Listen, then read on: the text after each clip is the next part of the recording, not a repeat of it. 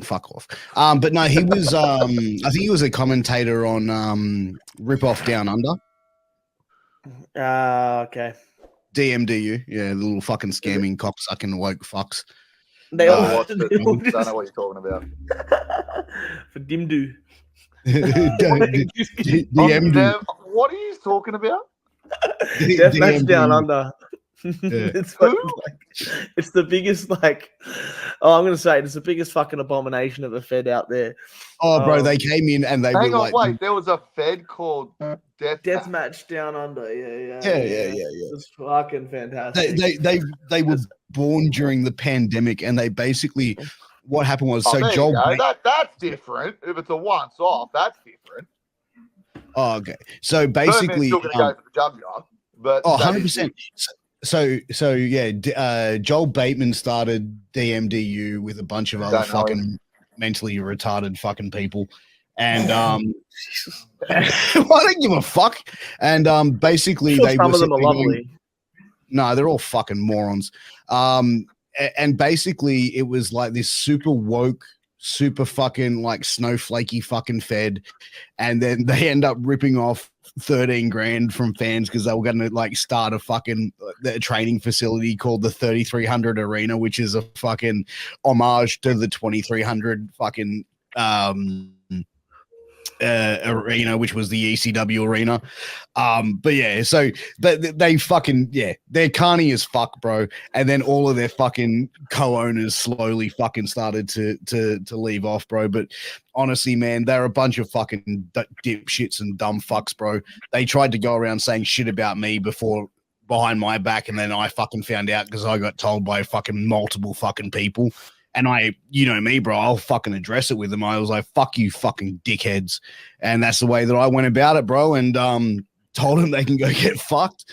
Especially because when they started to really fucking, get prominence, I was interviewing a lot of their people when they did their heavyweight tournament. I did a week live every night, going live for 7 days to promote their show. Oh, so you were like heavy with them at one point?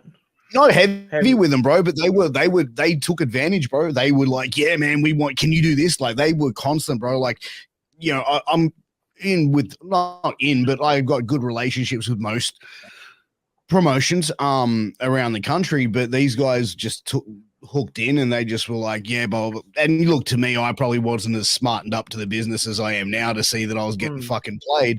But that was their MO. They're a bunch of fucking scumbag fucking carnies. And, like I said, bro, I got smartened up and I grew up, like, realized what the fuck was going on and told him to get fucked. And apparently Bateman's got another promotion going. But I'll tell you what, if you're a fucking professional wrestler and you're going to go work for Joel Bateman, you have got to be the biggest mentally fucking challenged person on God's fucking earth. And I'm not saying it to be fucking thing. Like, honestly, like, why the fuck would you work for him? I've been told that they didn't pay workers after they did death matches when they weren't death match talent to fucking begin with. That some talent were pressured into doing fucking death matches when they didn't really want to fucking do it. So, you know what I mean? And even one of the guys who was supposed to be the wokest, don't call me bro, don't call me whatever, call me they, was also fucking scheming on fucking women and fucking professional wrestlers and people involved in the business and sleazing on them, bro. So they're a complete contradiction to what they were. There's a lot to unpack there. Yeah. You fucking just ranted for like 5 minutes. Fuck. I can tell you like him a lot. You don't scam people out of their fucking hard-earned money for a start. 2, we all have difference of opinions. It's a great thing about being a human being. Have a fucking debate. And fucking wow, not paid for a death match. Well, I guess if you don't know what you're doing, you just want to go and hurt each other for real, then yeah, probably don't deserve that either. But I rest my case. I'm not going on a tangent. But my biggest thing for all this is like, sorry, real quick, my biggest thing for all of this is, and the thing that pisses me off the most is like, if you ever wanted to be one of the poor fucks that actually run a company in Australia or in Victoria or anywhere else, actually try and give back to the wrestling scene and make your version of what is good. Like, and then these fuckwits come in and stick a light tube through someone's neck, and then they go into an ambulance, and then the public live, and the insurance premiums go up for everyone across the country, and then people don't even understand what pro wrestling is, let alone like any fucking like we are not normal people. We are all fucking like heavily damaged fucks. But like if you go outside of like this in the real world to the accountants and the fucking everyone else, they don't know what the fuck. They have no idea what pro wrestling is apart from WWE.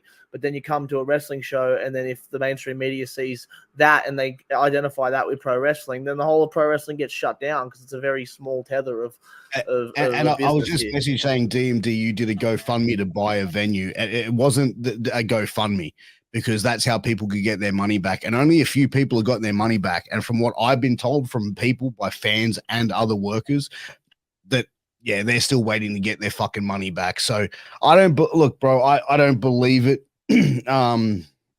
at all. And to be honest, if you want to go and work for that promotion or work for the people involved in that promotion in their new venture, then you're a fucking moron. Like that's my honest fucking take. Well, I feel for wrestlers because a lot of wrestlers these days, like you don't know what, like a lot of people are misguided into what is like quality and what is not, and people don't know exactly like where to go, and people want to make a name for themselves around that scene. And if that is like the cool thing in Melbourne, which it seems to be like it is, but I've never found deathmatch wrestling even the slightest bit cool. Like that's just my opinion. Now, obviously, people might fucking hate me for that, but.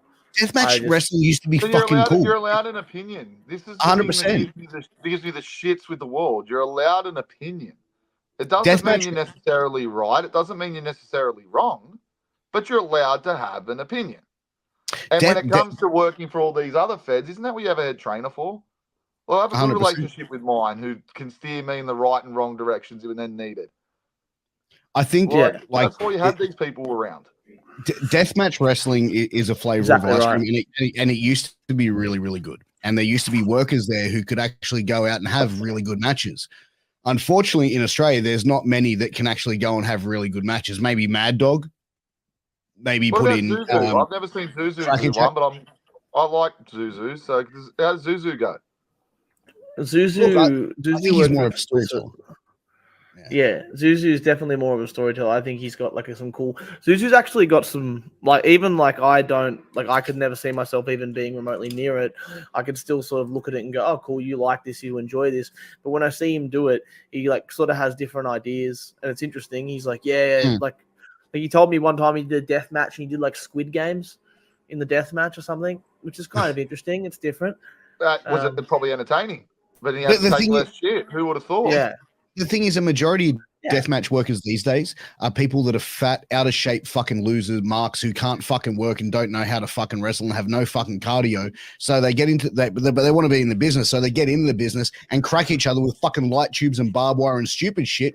And the fact of the matter is, if anyone turns around and says they're a fat, useless mark that has no fucking skill, you can't say that to me. That's bullying. No, that's reality fucking check.